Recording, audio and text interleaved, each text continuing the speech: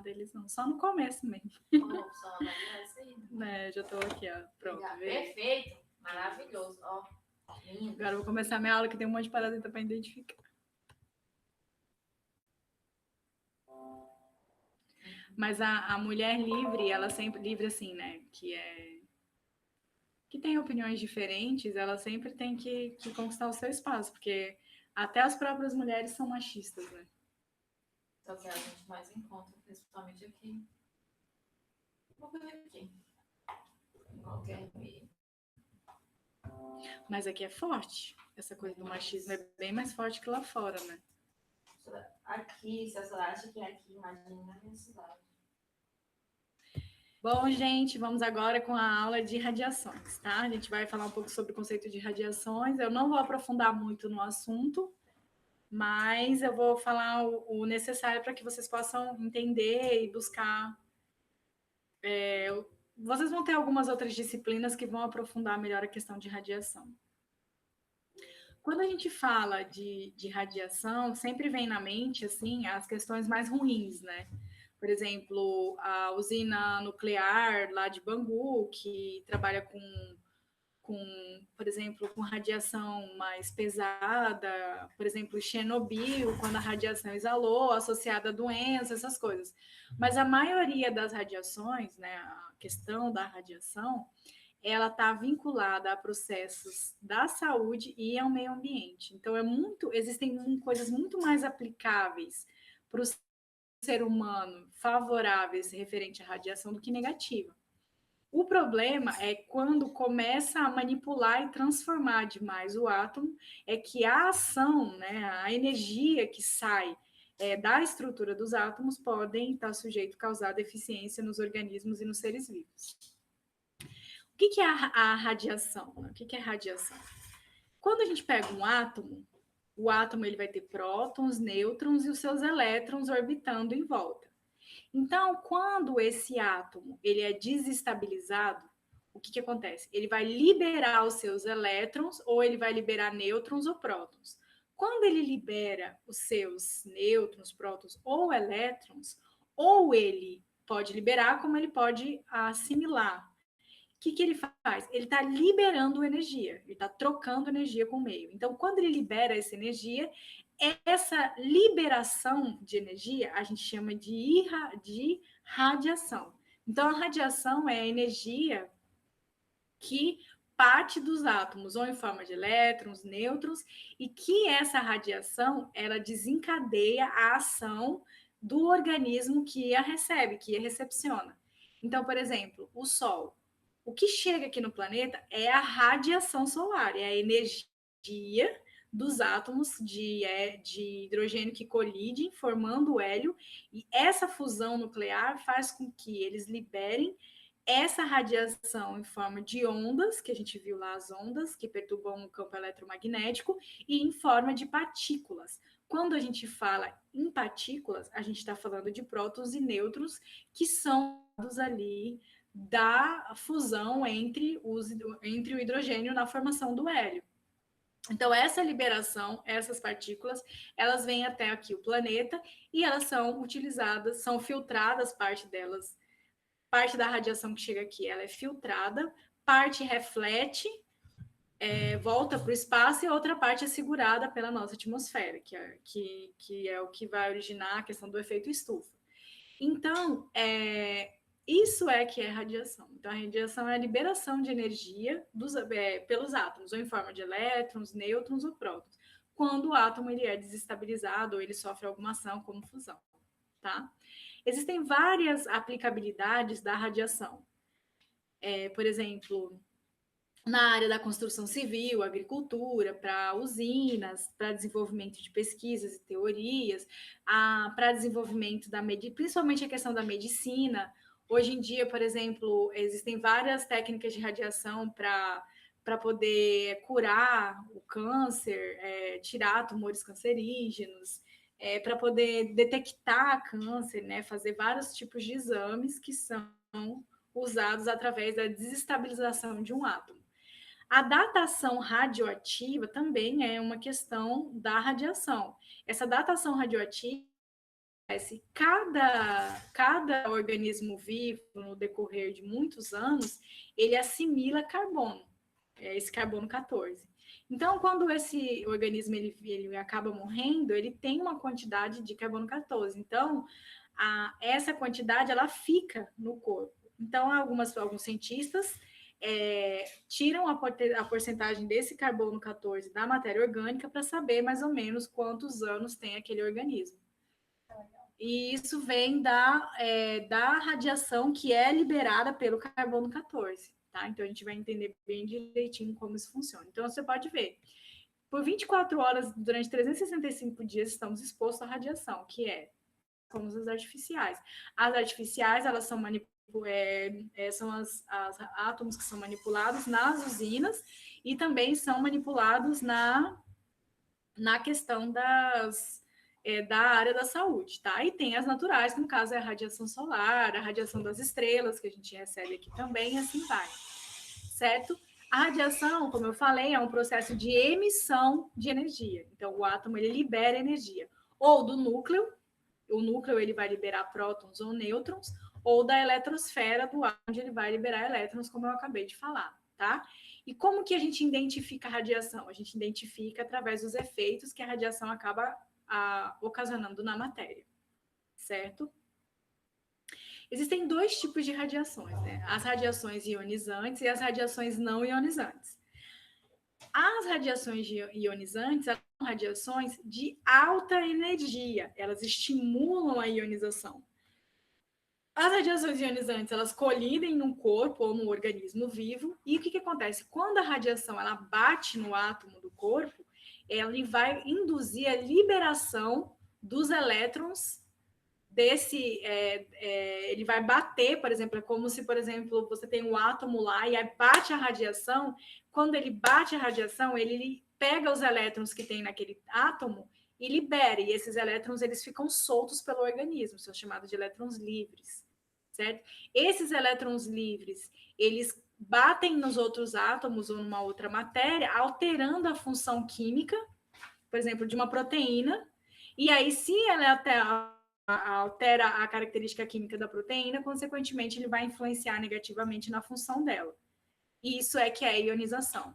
Então, por exemplo, vamos supor, você tem uma radiação que bate no corpo. Essa radiação está em forma de elétrons livres. O que são elétrons livres? Elétrons que acabam se soltando que acabam se soltando dos átomos, né? Então, por exemplo, a radiação baixa libera esses elétrons que estão aqui no corpo. Esses elétrons livres, eles vão lá na matéria, ou, por exemplo, numa proteína, e aí nessa proteína ele vai se ligar, por exemplo, ao hidrogênio, ele vai se ligar ao nitrogênio daquela proteína. Se ele se liga ao nitrogênio ou hidrogênio daquela proteína, ele vai acabar alterando as características químicas dela. Então, consequentemente, ele vai alterar a função da proteína. Então, isso é radiação ionizante. Íons são átomos instáveis, ou seja, átomos que querem perder ou ganhar elétrons. O que são radiações ionizantes? Radiações que formam íons pelo nosso corpo. E esses íons são formados quando são retirados deles elétron ou acrescentado elétron. Esses elétrons livres podem encontrar outra estrutura que tem no nosso corpo, que acaba atraindo os elétrons, formando uma outra substância química, e isso prejudica a função. O que isso pode causar de ruim? Por exemplo, você pega uma enzima que é responsável, sei lá, pela quebra de energia. E aí, quando essa proteína é ionizada, ou seja, retirado um elétron dela ou devolvido um elétron dela, ela vai perder a sua função. Então, ela não vai deixar de quebrar ATP para a produção de energia. Então, ela perdendo essa função, isso pode ser fatal, dependendo do tipo de alteração química que esses elétrons podem ocasionar.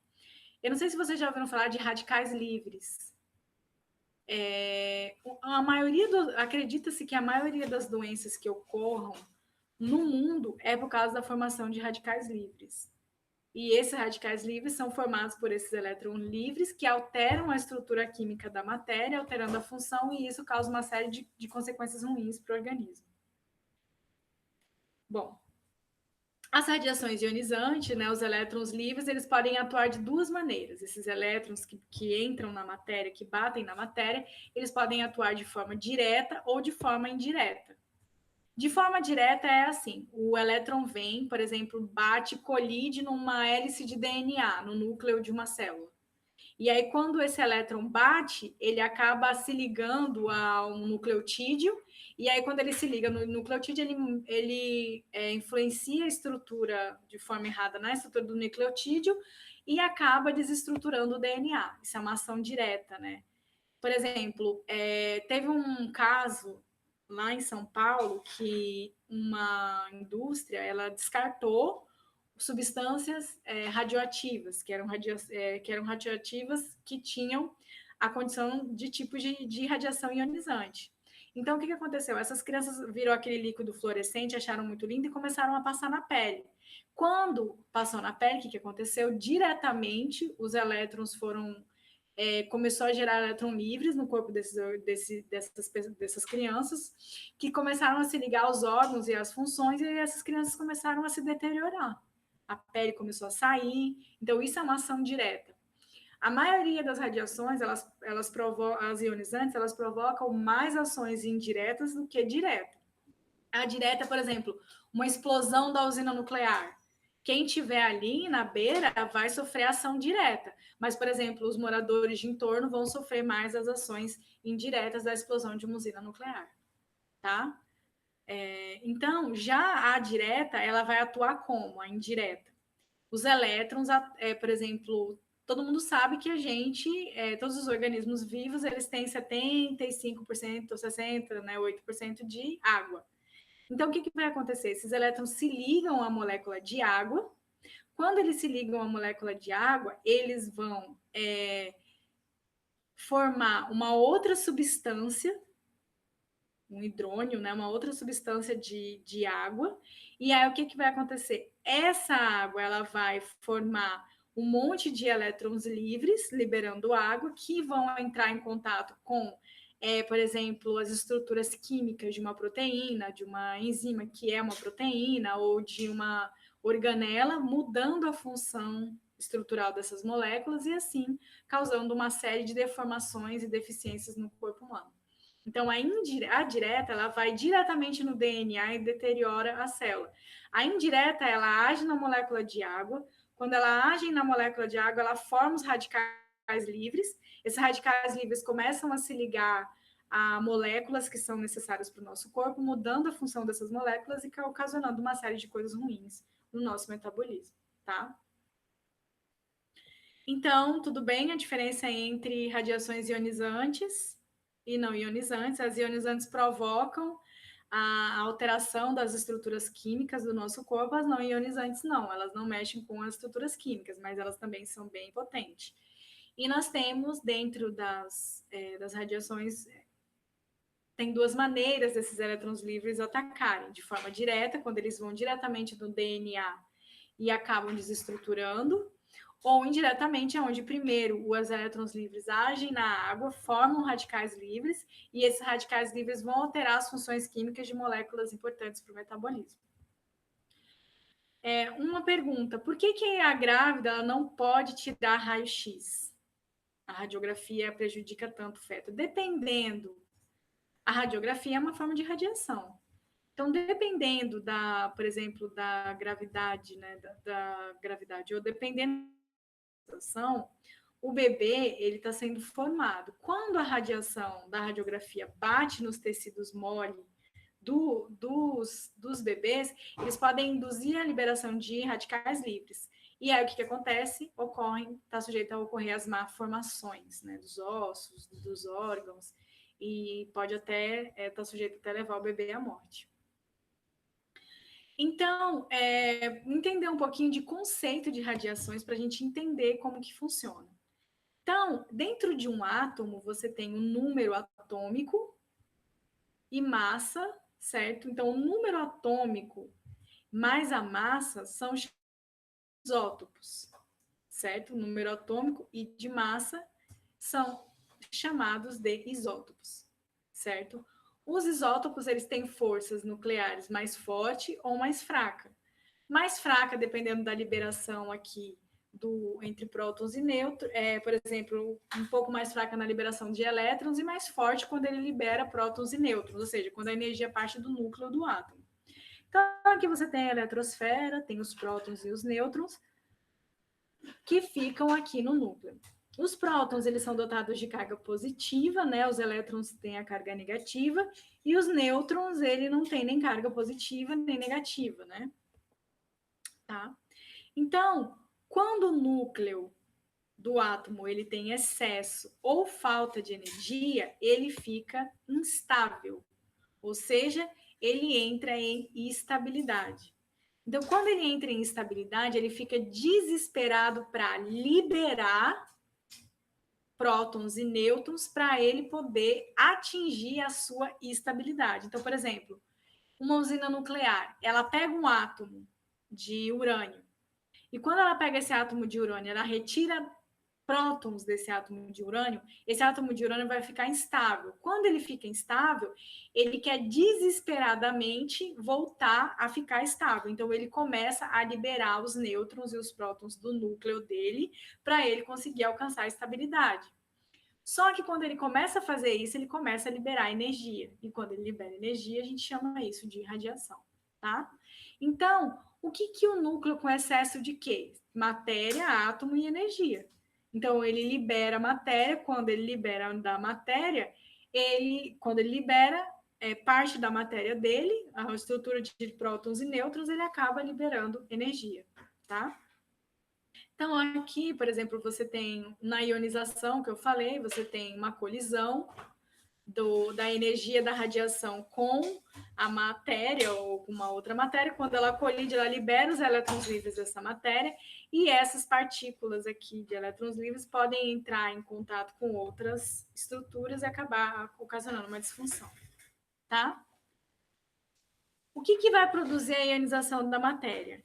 A perda ou o ganho de elétrons. Então, quando a radiação bate na matéria, ela vai ionizar a matéria quando ela arrancar ou ela acrescentar um elétron dessa matéria, certo?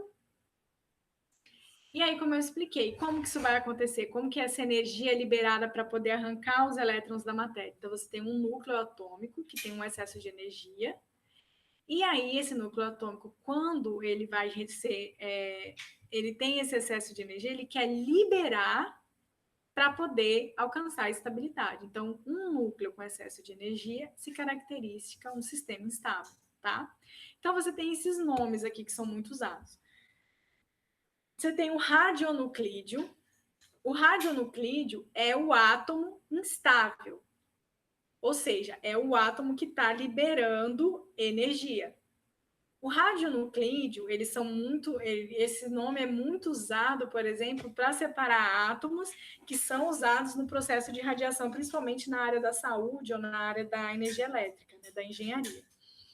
Então, você tem um radionuclídeo. O que é o radionuclídeo? Nada mais é do que um átomo instável, que está liberando radiação. Esse radionuclídeo ele pode liberar energia particulada, ou seja, em forma de partícula. O que é uma energia em forma de partícula? É quando ele libera um próton, ou quando ele libera um nêutron, ou quando ele libera um elétron. São partículas. Mas quando a gente fala de radionuclídeo, é um átomo, um isótopo que é capaz de liberar o quê? De liberar. Ai, meu Deus. Partículas. Quem são essas partículas? Os prótons e os nêutrons. Vamos entender aqui a questão do isótopo, tá? Eu acho que eu não sei se eu fiquei bem claro isso daqui. O isótopo é o quê? O isótopo é o átomo que tem o mesmo número atômico, certo? Tá, depois eu volto nesse aqui, porque eu tenho que explicar isso aqui, aí é melhor com esse desenho aqui fica melhor para explicar, tá? Daqui a pouco a gente volta aqui nele. Mas enfim. E as partículas, ou pode, quando uma partícula de nêutron e próton é liberada do núcleo do átomo, o que acontece? Quando há essa liberação, você tem aqui, a pessoa, ela tem aqui, a emissão de energia pode atuar em uma forma de onda, em forma de onda. Então, tanto o radionuclídeo ele pode liberar energia particulada como prótons e nêutrons, ou de forma ondulatória, ou seja, a energia pode sair em forma de ondas, tá? Que podem ser naturais ou artificiais. Nós temos a radioatividade. A radioatividade é a energia que é liberada pelo radionuclídeo. Então, aquela energia ondulatória ou particulada que sai do núcleo do átomo, a gente chama de radioatividade.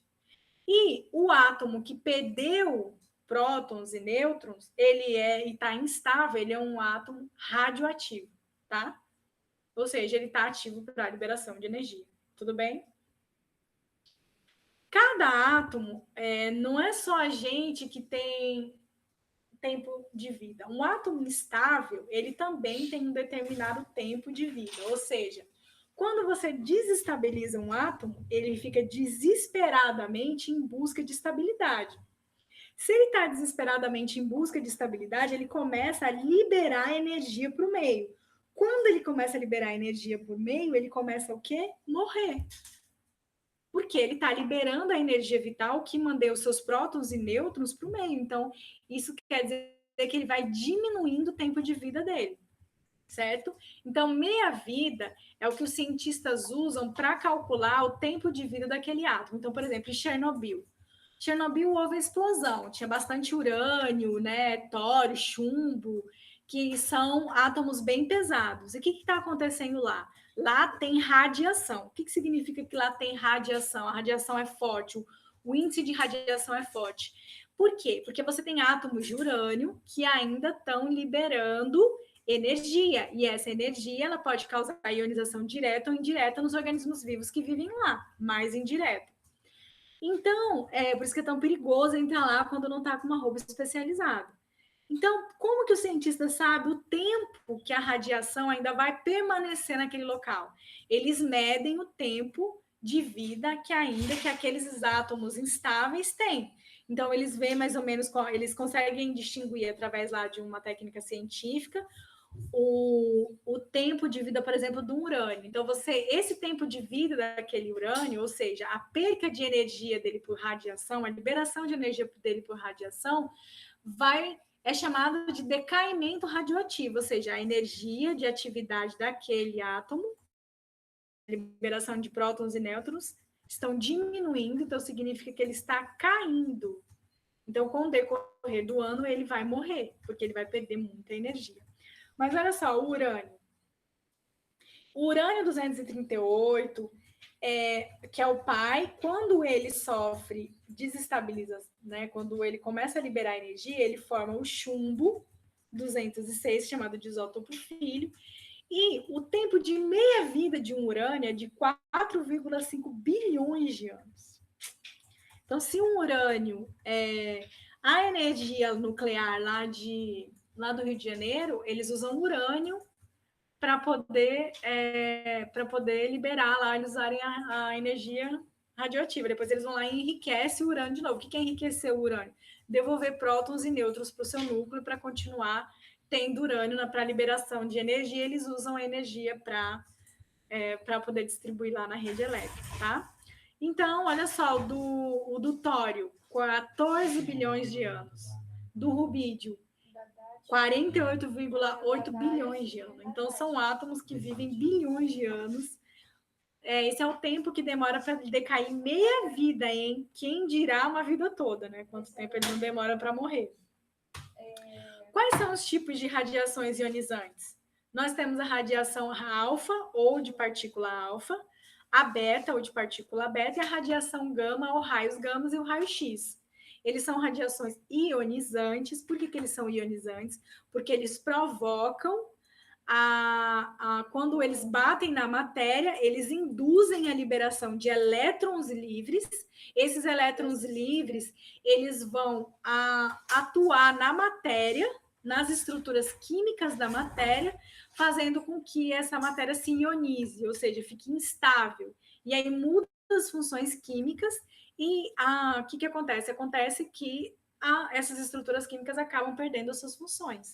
Isso ficou bem claro? As radiações ionizantes é o seguinte, quando a radiação bate na matéria, bateu. O que acontece? A nossa matéria é feita de átomos, não é? Um conjunto de átomos. E o átomo não tem elétron, Então, quando a radiação chega e bate nesses átomos, ela libera os elétrons que estão nesses. Esses elétrons ficam livres pelo nosso corpo. Uhul! Livre, leve e solto. E aí, o que acontece? Eles querem se ligar a alguma estrutura química. Então, eles vão lá, se ligam a essa estrutura química, mudando a função. E se for uma proteína? E se for uma enzima? E se for um tipo de carboidrato que é importante para o nosso corpo? E isso está sujeito a causar muitas coisas ruins, tá? Quais são os tipos de radiação ionizante? A alfa, a beta, a gama e o raio-x. Porque esses tipos de radiação, eles provocam a liberação de elétrons livres da matéria, certo? Então, vamos falar um pouco sobre a radiação alfa, tá? A radiação alfa é uma radiação muito que acontece o quê? Ela sai em forma de partículas do núcleo de um átomo, tá? E por que ela é muito forte, ela é pesada e ela é grande? Porque o que é liberado do núcleo de um átomo é 2 prótons e 2 nêutrons. Então, eles falam que a radiação alfa é formada por um núcleo de hélio, porque o hélio ele tem 2 prótons e 2 nêutrons. Se tem 2 prótons e 2 nêutrons, ele tem uma massa mais pesada, né? A gente sabe fazer o cálculo da massa do átomo. Lembram lá do ensino médio? Então, ele tem uma massa mais pesada. Então, ele é como se você pegasse um tijolão bem grande e arremessasse numa janela. Então, vamos supor que você é o átomo e o tijolo fosse os seus prótons e seus nêutrons. Então, vamos supor que é retirado essa radiação de dentro de você, que é esse átomo. Então, você arremessa o tijolo. Quando ele arremessa, ele vai quebrar o vidro, mas quando ele bate no vidro e quebra, ele já cai no chão. Ele não tem uma alta penetrância. Ele destrói o que ele vê pela frente, mas ele não tem alta velocidade e penetrância. Então, ele não penetra profundamente no vidro.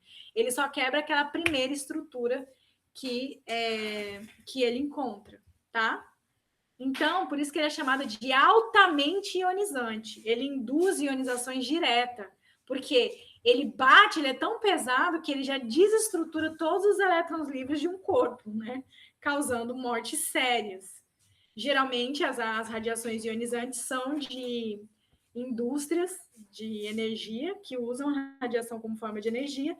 Tanto é que essas indústrias elas têm todo um cuidado, né, para que a radiação ela não passe. Ela é produzida pelo decaimento radiativo dos elementos químicos mais pesados, como o urânio e o rádio, que tem um tempo de meia-vida muito maior. Tá? Então, olha só o que acontece com a radiação ionizante. A radiação ionizante, ela vai pegar e vai perder 2 prótons, certo? 2 prótons e 2 nêutrons. Se ele vai perder 2 prótons e 2 nêutrons, 2 mais 2, 4. Quanto que tem a massa? Quanto que é a massa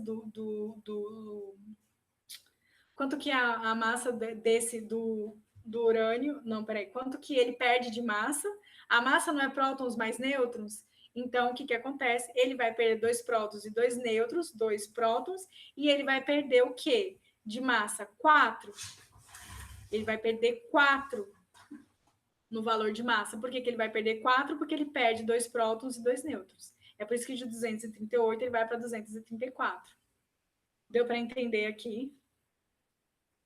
Então, a massa do hélio é 2 e o número de prótons é 2, né? O número... Não é o número atômico que fala, é o número... Tem um nome aqui, só que a minha cabeça está... Ai, voltando lá. É o número atômico, né? O número atômico é o número de prótons, que é o 2, e o número de massa, que fica aqui em cima, certo? Então, o que acontece? Ele vai perder 2 prótons e 2 nêutrons. 2 prótons e 2 nêutrons significa que ele perde uma massa de 4, certo? Então, se ele perde uma massa de 4, de 238, ele vai para 234. E com os prótons, ele é um número atômico, ele perdeu 2 aqui, liberando, então, formando um outro elemento químico e liberando hélio, certo? O problema da radiação alfa é que o urânio, ele fica liberando essa energia em busca de instabilidade, em busca de estabilidade. Só que quanto mais radiação ele vai liberando, menos estabilidade ele alcança. Por quê? Porque ele nunca vai conseguir igualar o mesmo número de prótons com o mesmo número de nêutrons. É aí que entra aquela explicação que eu te falei. Então, por exemplo, para o átomo estar estável, o mesmo número de prótons tem que ser o mesmo número de nêutrons. Se o mesmo número de prótons é o mesmo número de nêutrons, então você tem um átomo estável. Quando você tira uma quantidade de prótons ou quando você tira uma quantidade de nêutron, aumentando a quantidade de nêutron ou diminuindo a quantidade de prótons, esse átomo ele fica instável. Então ele começa a liberar prótons e nêutrons para ele poder encontrar estabilidade, certo? Então, o que está acontecendo aqui?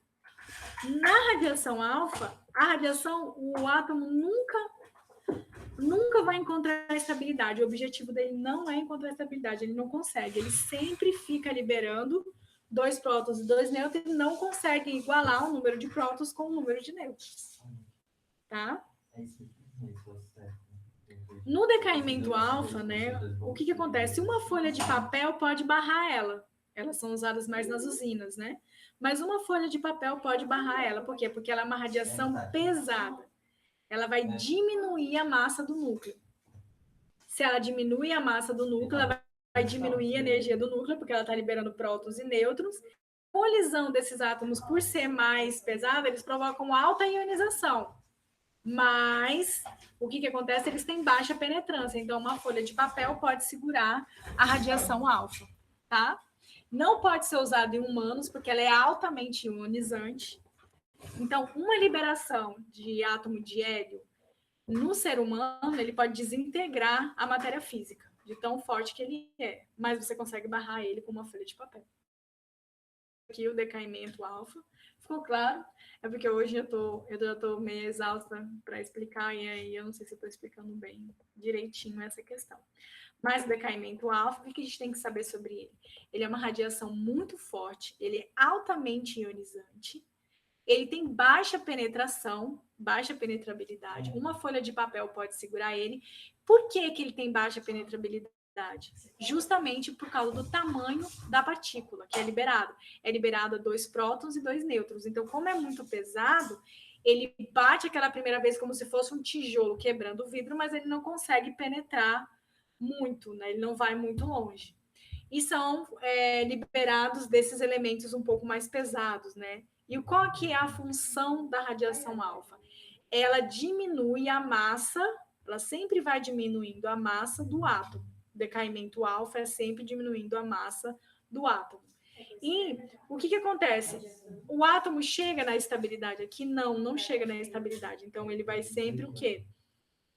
Ele nunca vai conseguir atingir o mesmo número de prótons com o mesmo número de nêutrons, porque o mesmo número de prótons, o mesmo número de nêutrons, significa que o átomo ele é estável. Tá bom?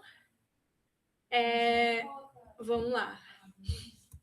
O próximo é a radiação beta. A radiação beta, ela vai liberar sempre o quê?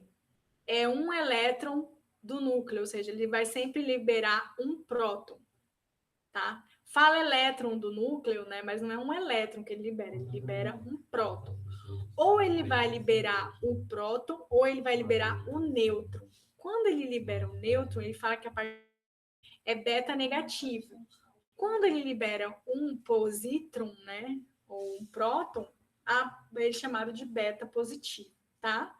É chamado de negatrons e positrons. Não é porque, professora, mas o nêutron não tem carga. Não tem carga. É só uma adaptação de linguagem científica para dizer que o outro que é liberado não é positivo, não é um próton, tá? Então, ele tem um poder de penetração bem maior do que as partículas alfa, ele induz a ionização das estruturas químicas, ele é usado na área da saúde e ele está associado ao excesso de nêutrons e prótons. Então, você tem um átomo que tem um excesso de nêutrons e prótons, e aí ele começa a liberar ou prótons ou nêutrons para o sistema. Se ele libera prótons ou nêutrons, significa que ele é um átomo instável. Nessa liberação é o que ele vai liberar a radiação. Então, você tem um decaimento beta, nêutron ou próton aqui, isso aqui está falando sobre antineutrino, isso aqui é tranquilo, mas olha aqui para a estrutura. O que a gente consegue perceber aqui, ó? Ou ele vai liberar um número de prótons, ou ele vai liberar um número de nêutrons. Quando ele libera um número de prótons, ele aumenta o número de nêutrons. Quando ele libera o número de nêutrons, ele aumenta o número de prótons. Isso significa que a massa não é influenciada. O que é influenciada é o número atômico, porque o número atômico ele está associado à quantidade de prótons do sistema. Então, vamos supor, você tinha 55 prótons. Esses 55 prótons foi para 56 prótons, significa que ele liberou prótons ou nêutrons? Significa que ele liberou nêutrons. Como assim, professora? Não entendi. Ó, ele tinha 55 prótons e subiu para 56 nêutrons, o que significa que acrescentou o número de prótons. Então, quem que ele liberou? Ele liberou nêutrons. Quando ele libera nêutrons, aumenta o número de prótons. Deu para entender, mais ou menos? Olha aqui no caso do sódio. Você tem aqui a liberação do número atômico diminuiu. Se ele diminuiu, ele liberou prótons ou nêutrons? Ele liberou prótons. Então, você tinha um maior número de prótons aqui, ele liberou e ficou com o maior número de nêutrons ou com o maior número de prótons. Positivo, ele foi liberado. Deu para entender mais ou menos? Muita gente se confunde nisso daqui. Mas vamos lá. Eu vou tentar explicar mais uma vez, se bem que vocês podem rebobinar, né? Mas que coisa velha de se falar, né? Mas olha só, olha o césio aqui. Vamos olhar para o césio. Quando essa estrutura aqui, o número de massa é 137, o número atômico é 55. Ele é um átomo que está instável. Por que ele está instável? Porque o número de prótons não iguala com o número de nêutrons. Não é igual o número de prótons com o número de nêutrons. Não é. Tá? Então, se não é, você enquadra isso como um átomo instável, ou seja, um átomo é um radionuclídeo. Ele está liberando radiação. Então, quando ele vai liberar a radiação beta, o que vai acontecer? Ele mexe na massa? Não. A radiação beta mantém a massa do átomo. Por quê? Porque ele mantém porque ou sai só próton ou sai só nêutron, diferente da radiação alfa. Porque a radiação alfa é uma partícula maior, onde o mesmo 2 prótons saem, 2 nêutrons também saem. Como sai 2 prótons mais 2 nêutrons, isso vai mexer com a massa do elemento químico. Enfim, então vamos lá. Aqui, se vocês estão percebendo, o número atômico é o número de prótons. Quando ele forma o bário, o que vai acontecer? Ele aumenta o número atômico, significa que ele ganhou prótons. Se ele ganhou prótons, se aumentou um número aqui, significa o quê? Que o decaimento beta aqui foi negativo, ele liberou nêutron. Porque ele libera nêutron e aumentou o número de prótons, tá? Aqui no outro caso, o sódio, você tem o quê? A liberação de nêutrons ou de prótons? É na liberação de prótons. Por quê? Porque você tinha 11 prótons, ou seja, no número atômico, que ficou 10. Então, você tem a liberação de prótons. Eu acho que deve ter entendível ou não. Se não entendeu, vocês falam comigo. Olha aqui o carbono, o decaimento do carbono. Mantém o número de massa. Aqui, a gente perdeu nêutron ou perdeu próton? A gente perdeu nêutron, porque aumentou o número de prótons. Então, você tem um decaimento beta negativo, né? Quando ele libera prótons, você tem um decaimento beta positivo. Acho que é isso, né? Vamos lá. É usado, por exemplo, na radioterapia, para cura, por exemplo, eles usam a radiação beta positiva e a negativa para poder provocar ação ionizante nas células cancerígenas. Então, a radioterapia é usada para fazer tratamento de tumores cancerígenos, porque eles liberam os elétrons livres, esses elétrons livres atacam a composição química das células cancerígenas, e aí essa função acaba destruindo os tumores cancerígenos. Aqui a gente tem, então, o que eu falei da radiação beta positivo, que é o chamado de antielétron. Os prótons se transformam em nêutrons, ou seja, você tem aqui 6 prótons e 8 nêutrons, certo? Então, quando você libera o próton, você libera... Quando você não, né? Quando o átomo, ele libera o próton, certo? O que vai acontecer? Ele se transforma em nêutron. Tudo bem? Já no positivo, você tem o quê? Não, desculpa. Quando ele libera o nêutron, é isso. O negativo esse aqui, né? Deixa eu ver. É, o negativo. O negativo, você tem a liberação dos nêutrons. Quando o átomo libera um nêutron do núcleo, o que vai acontecer? Os prótons se transformam em quê? O que vai acontecer? Os nêutrons se transformam em prótons. Tá? Então, você tem o quê?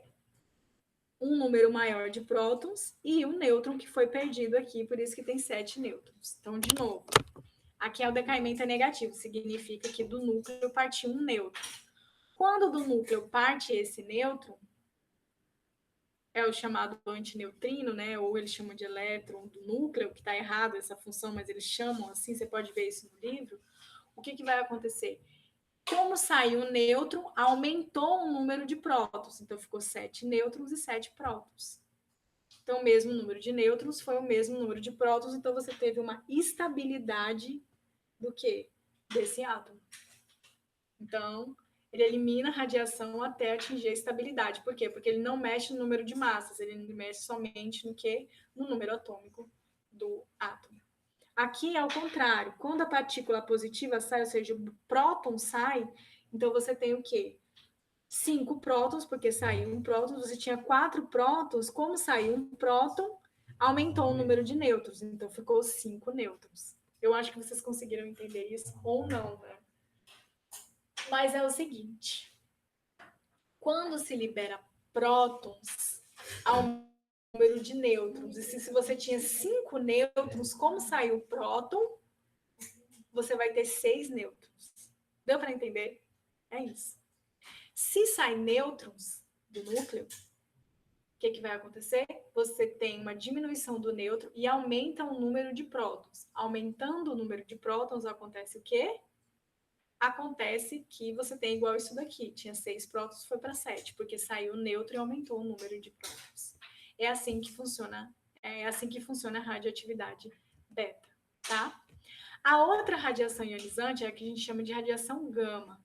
A radiação gama é através de ondas eletromagnéticas de alta energia.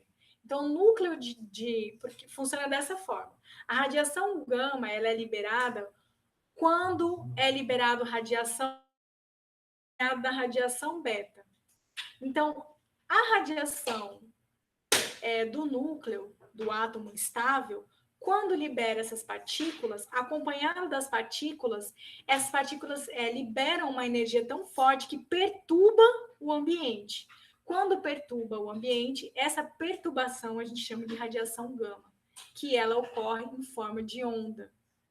Então, ela é produzida no núcleo, a radiação gama, tanto é que a radiação gama da energia solar, ela parte do núcleo do hélio lá, na fusão entre os dois átomos de hidrogênio, tá?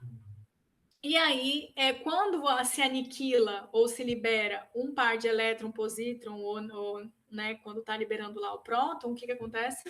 A partir de quando libera o próton do núcleo do átomo, ela é acompanhada da radiação gama, tá?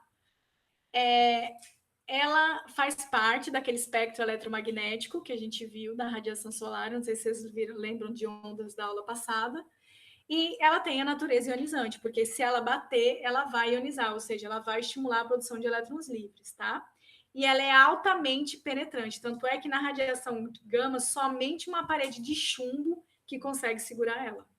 Então, ela tem mais penetrabilidade do que o decaimento da radiação beta e do que a radiação alfa, tá? Isso aqui é só para vocês verem as faixas que a gente viu, né? Onde está a radiação gama.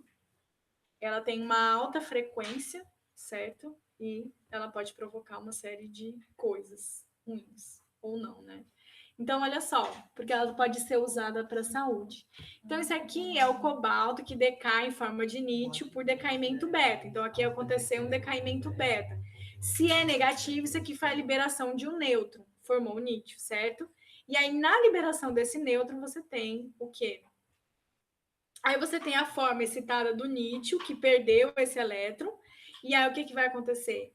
Ele vai emitir, quando ele é perturbado, a radiação gama, certo?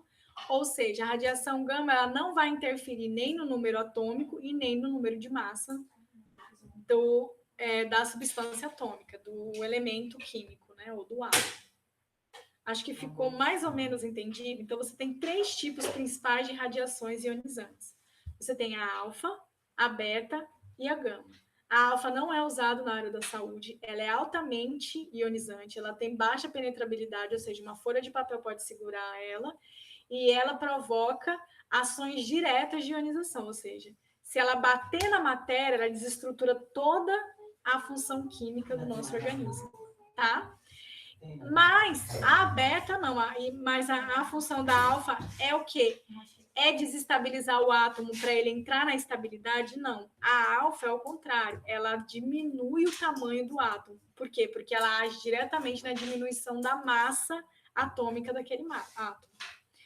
Ela é usada mais nas energias nucleares. Na beta, o átomo ele consegue alcançar, dependendo do átomo, mais a estabilidade, porque não mexe no número de massa, mexe no número de nêutrons e de prótons. Então, na beta, o decaimento beta ele pode liberar ou só próton ou só nêutron. Quando ele libera próton, ele aumenta o número de nêutrons do seu núcleo. Quando ele libera nêutron, ele aumenta o número de prótons do seu núcleo, tá? E acompanhado da radiação beta, vem através de perturbações de onda, você tem a radiação gama. Tudo bem? Isso aqui é um exame que é feito com radiação gama, que é chamado de cintilografia. A cintilografia é usada muito para identificar a tireoide. Eles pedem para a pessoa tomar um remédio, uma coisa que colore aqui, aí eles entram com a radiação, onde absorve as ondas da radiação gama e eles conseguem identificar através das estruturas da coloração a questão das imagens, né, ou da patologia que é causada no corpo. O raio-x, que é uma ação ionizante também, certo? É uma onda eletromagnética também, ela não é em forma de partículas. A diferença entre o raio-x para o raio gama é porque o raio gama ele parte do núcleo do átomo e o raio-x ele parte da eletrosfera. Essa é a diferença. Então, são os elétrons daquele átomo que saem, colidem com os elétrons da matéria, e quando eles colidem com os elétrons da matéria, você tem como que fala? Quando colidem com os elétrons da matéria, você tem a liberação de elétrons livres, certo? Então, o raio-x, ele queima, né, a imagem quando ele tira dos ossos, só que como o osso é muito denso, ele não consegue ultrapassar, então ele acaba formando lá aquela imagem do osso que a gente consegue ver. Ela tem um poder variável de ionização, é altamente penetrante e ela pode ser utilizada em humanos, tá? Aqui é só mostrando a velocidade e o hertz aqui. Então, o que são radiações corpusculares, ou seja, que são radiações que são radiações particulares, é a alfa, beta acompanhado dos nêutrons, né? E as radiações eletromagnéticas, as radiações em forma de ondas eletromagnéticas, que é o raio-x e o gama. A diferença do raio-x e do gama é a frequência da onda, e também porque o raio gama parte do núcleo e o raio-x ele parte da eletrosfera do átomo. Existem vários tipos de radiosensibilidade, né? A sensibilidade relativa à radiação. Então, por exemplo, os tecidos que têm uma sensibilidade relativa elevada é o epitélio, o tecido hematopoético, o espermatozoide, o epitélio intestinal, esses são mais sensíveis à radioatividade.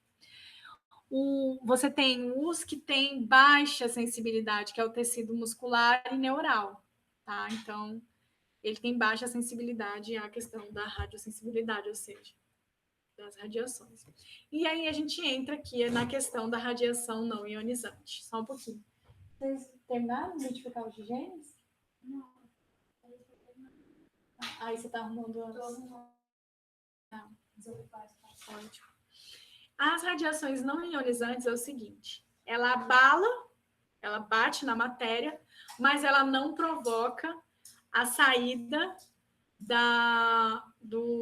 por exemplo, ela não muda, ela não abala a estrutura, ela libera, ou seja, ela não abala, ela não libera elétrons livres da matéria, certo? Ela não tem uma energia suficiente para arrancar o elétron de um átomo, mas ela pode fazer o quê? Ela não muda a função química, mas ela pode quebrar a molécula e as ligações químicas.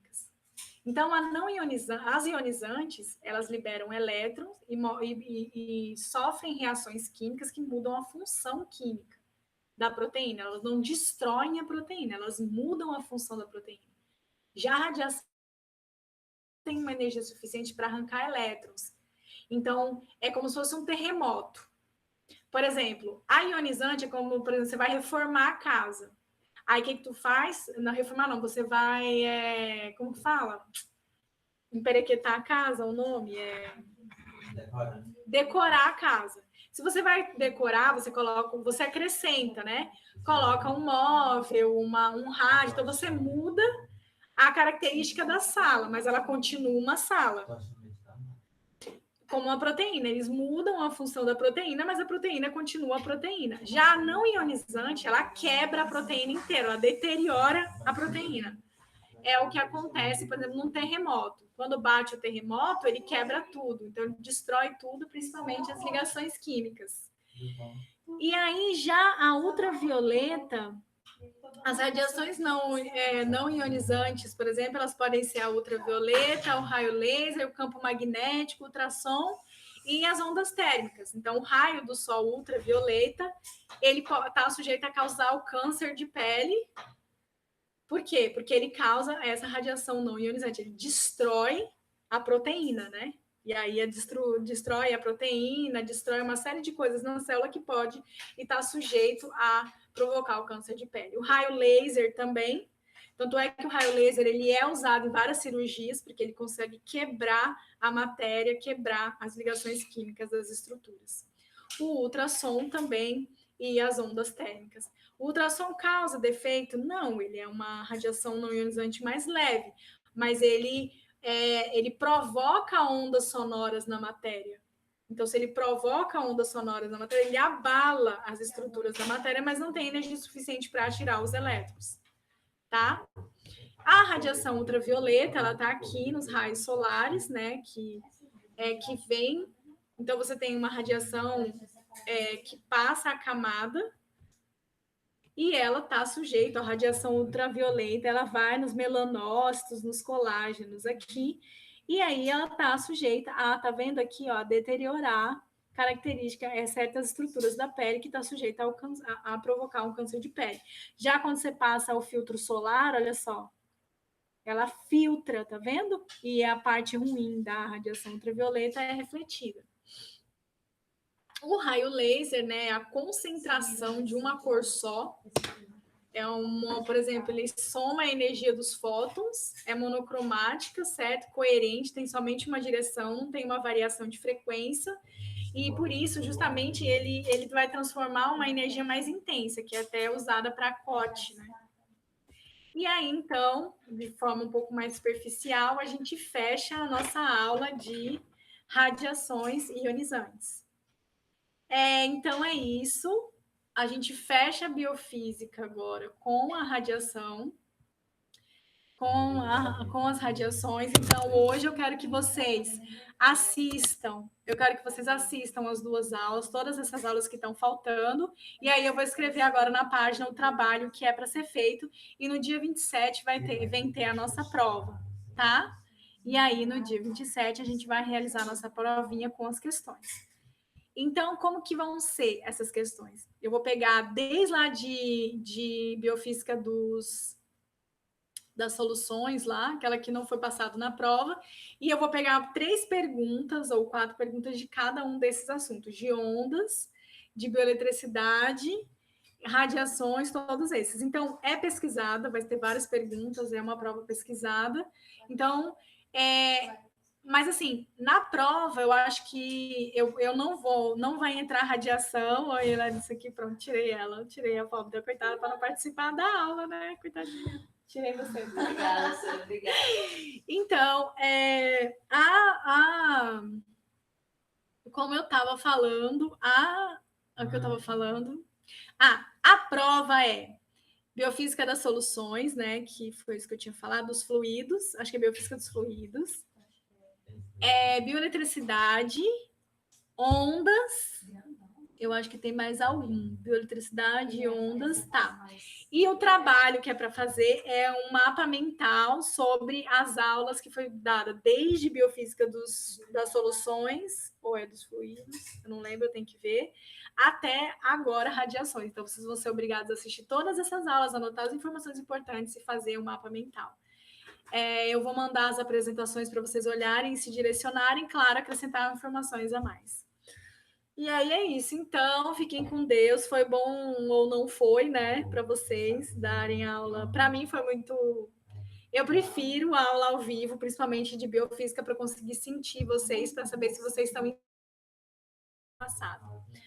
Aí eu aguardo vocês, então. Aí qualquer coisa vocês vão conversando e a gente finaliza o nosso conteúdo hoje.